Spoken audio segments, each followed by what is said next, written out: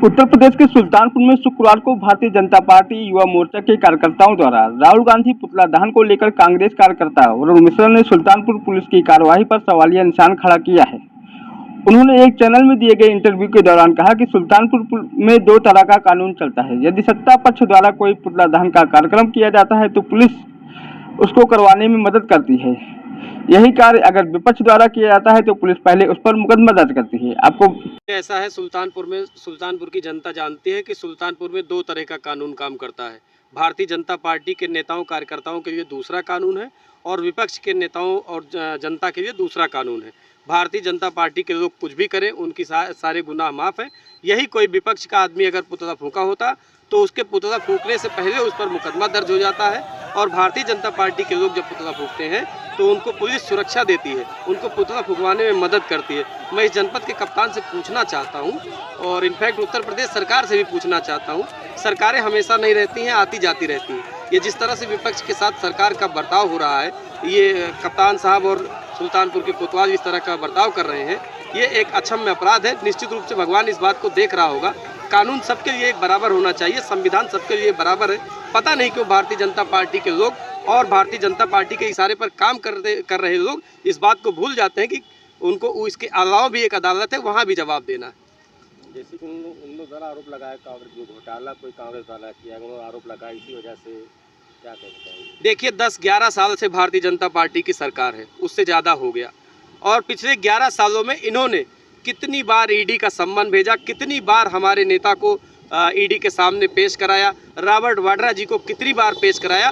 Bharatiya Janata party का इतिहास सब लोग जानते हैं, भारतीय जनता पार्टी के बारे में भी सब लोग जानते हैं। अगर कालिक के बराबर भी दोष होता तो अभी तक हमारे नेताओं को जेल भेजने में भारतीय जनता पार्टी के लोग गुरेज नहीं करते। चूँकि बिहार में चुनाव है, एकाध राज्य में और चुनाव है, इसलिए उस चुनाव को ध्यान में रखकर इस तरह का खेल खेला जा रहा है। देश की जनता अब समझदार हो गई, इसको समझ रही है कि ये जब ईडी तभी आती है जब चुनाव आता है। इसके बाद ये फिर ठंडे हो जाएंगे, क्योंकि घटना में कोई दम नहीं है। ये एक ऐसा घोटाला है जिसको भारतीय जनता पार्टी आज तक साबित नहीं कर पाई, ईडी आज तक साबित नहीं कर पाई। अयोध्या के अंदर 4 करोड़ की ज़मीन 2 घंटे के अंदर 16 करोड़ में बिक जाती है।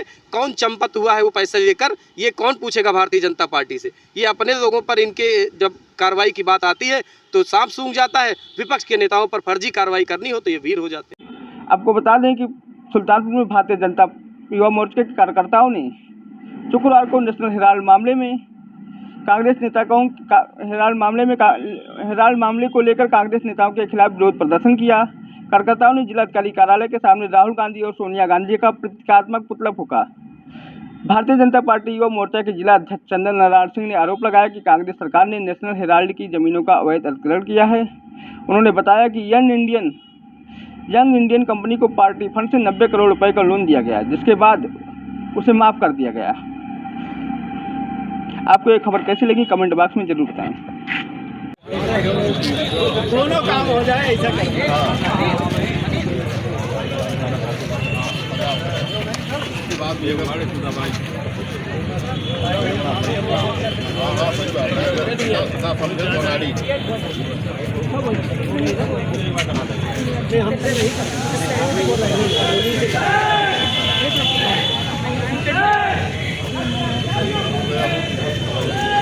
सोनिया गांधी राहुल गांधी मुर्दाबाद मुर्दाबाद।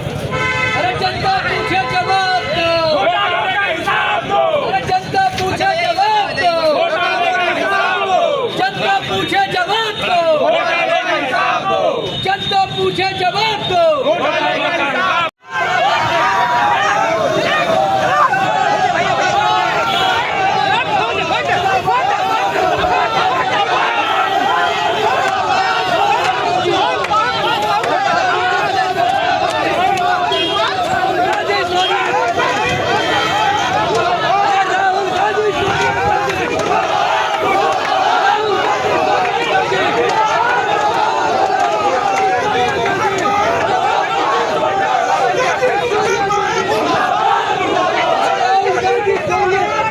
आपको बता दें कि सुल्तानपुर में भारतीय जनता युवा मोर्चा के कार्यकर्ताओं ने शुक्रवार को नेशनल हेराल्ड मामले में कांग्रेस नेताओं हेराल्ड मामले को लेकर कांग्रेस नेताओं के खिलाफ विरोध प्रदर्शन किया।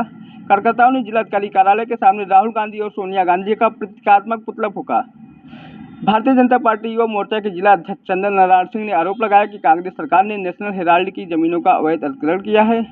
उन्होंने बताया कि यंग इंडियन कंपनी को पार्टी फंड से 90 करोड़ रुपए का लोन दिया गया, जिसके बाद उसे माफ कर दिया गया।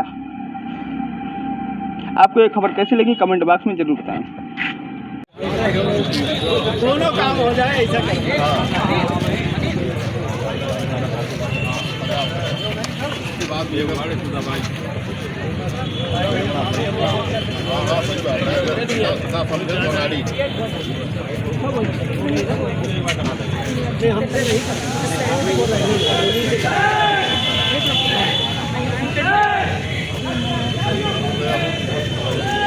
सोनिया गांधी राहुल गांधी मुर्दाबाद मुर्दाबाद।